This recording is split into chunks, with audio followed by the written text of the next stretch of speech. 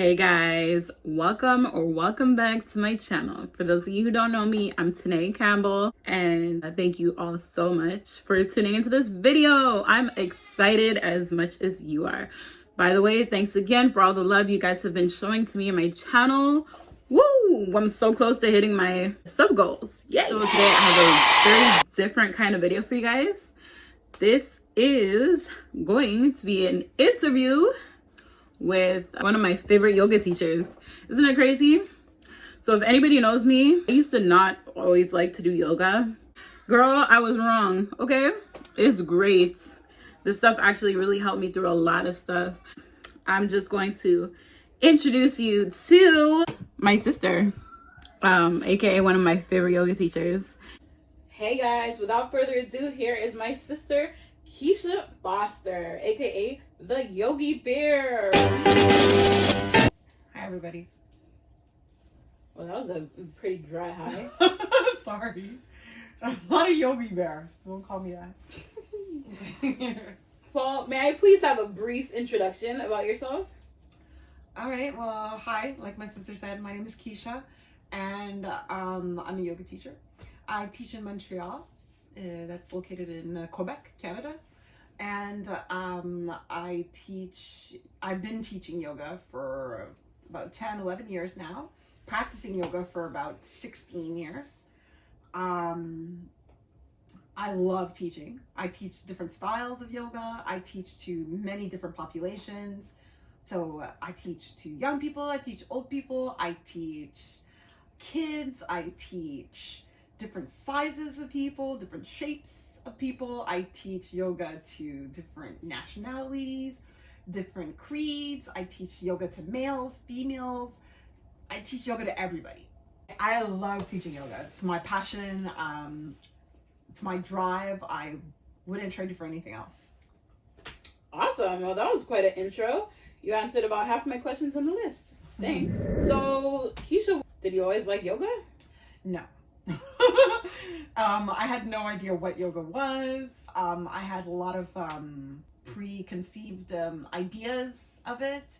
I thought it was really a thing that like hippies did or like weirdos did with like all the chanting and stuff like that.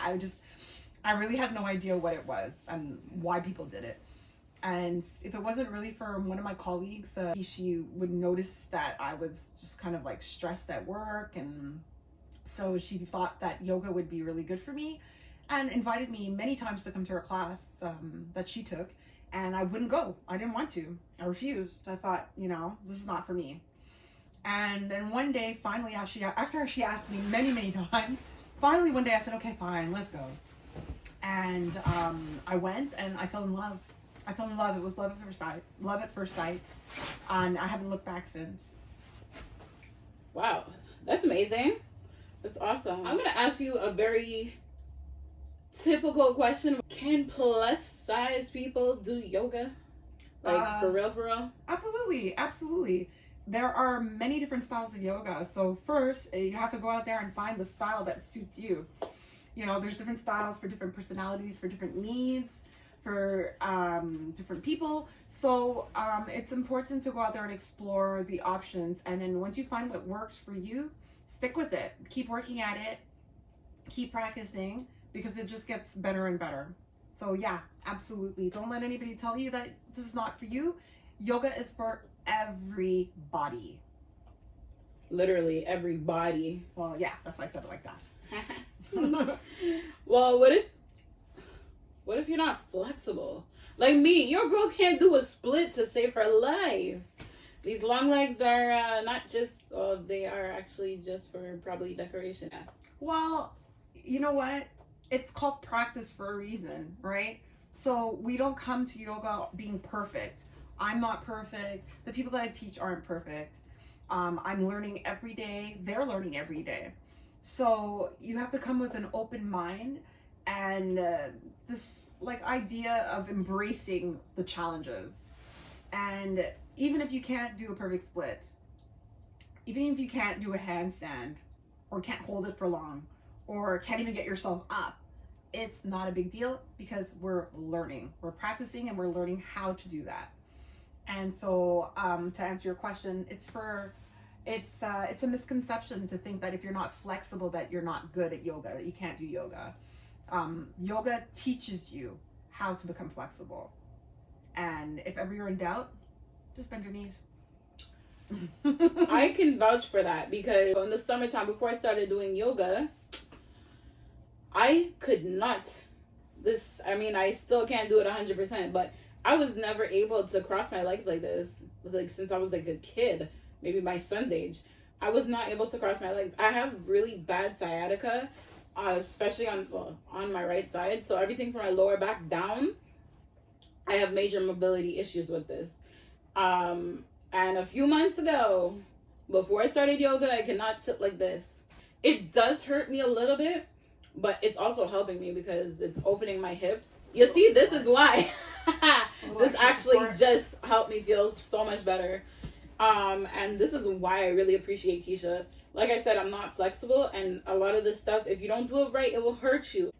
It feels uncomfortable sometimes when you're doing stuff that you can't, that you're forcing your body to do. Now, with Kesha's classes, in my own experience, Kesha has actually helped me by showing me modified postures. But yeah, there's a lot of postures that I couldn't get the hang of automatically. But thankfully, like, look, I'm so comfortable in this position right now. She just literally put 2 pillows underneath my legs, and that really alleviated all of the tension, because before that, like, gravity was pulling and this was going just down and trying to stay in place, and it hurt. And now I feel so comfortable. I can sit like this for an hour. So you mentioned about all these different yoga styles. Which one are your favorite and why? All right, so yin, where we set ourselves up in the posture. We do this on the floor, so either lying down on the back, on the belly, or seated, and we hold the postures now anywhere between 2 and 5 minutes. So longer, much longer holds, but we use lots of yoga props. So in yoga, we use blocks, we use bolsters, we use cushions, we use straps to kind of hold the body up and support the body in various ways so that the postures feel much more sustainable. And you can really have the opportunity now to deeply stretch not only your big muscles, but also the connective tissues. And if you don't know what connective tissue is, or fascia is a thin layer of tissue that encases the muscles.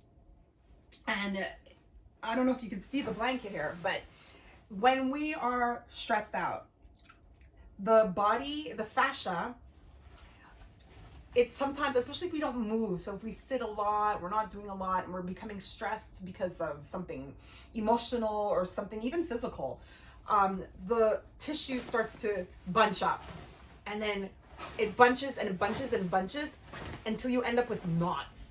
So this could be that big annoying knot that accumulates in your shoulder or wherever. And so when we come to a yin practice, what we're kind of doing in this practice is ironing out all the knots and all the kinks in the body so that the body is nice and smooth and relaxed and can function a lot better. So usually if you leave after a yin practice, you kind of, maybe after a couple of hours, or maybe if you go to sleep right away, you wake up the next day, you're going to feel totally recharged. And so that's why I love that practice, because I teach a lot, I do a lot, I give a lot, and it's really important to also take care of yourself. So I take care of myself through yin practices. Nice.